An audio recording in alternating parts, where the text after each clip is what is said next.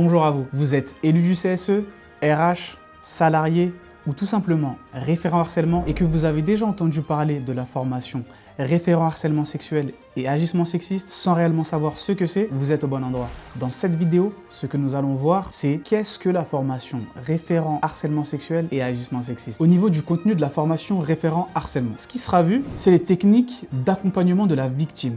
Car oui, lorsqu'une victime est atteinte de harcèlement, il y a des techniques afin de l'accompagner de la bonne manière. Ce qui est également vu lors de la formation, c'est la distinction entre le harcèlement moral et le harcèlement sexuel.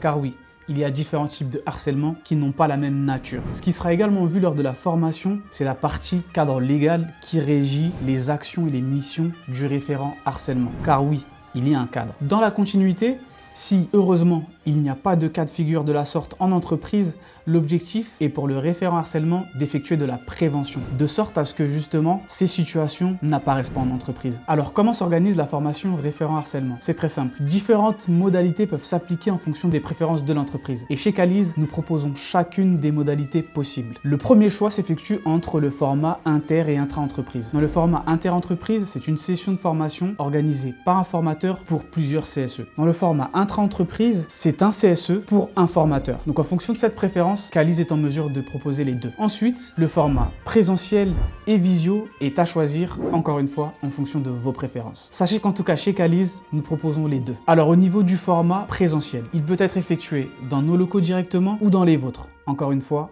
en fonction de vos préférences. Alors concernant le nombre de jours de formation, c'est très simple. Le nombre de jours est d'une journée pour la formation référent harcèlement sexuel et agissement sexiste. Mais cette formation peut être couplée à la formation RPS, risques psychosociaux, de sorte à ce que le total des formations soit de 2 jours. Donc un jour spécifiquement pour la formation et la partie harcèlement sexuel et agissement sexiste, et la deuxième journée orientée beaucoup plus sur la partie risques psychosociaux, tels que le burn-out et tout ce qui s'ensuit. Alors, chez Calise, nous accompagnons les entreprises dans la programmation ou la prise de renseignements concernant la formation référent harcèlement sexuel et agissement sexiste. Donc, si vous avez des questions ou un besoin direct en formation, n'hésitez pas. Cliquez sur le lien en bio pour programmer un rendez-vous ou allez directement sur notre site web pour déposer une demande. C'est avec plaisir que nous vous accompagnerons.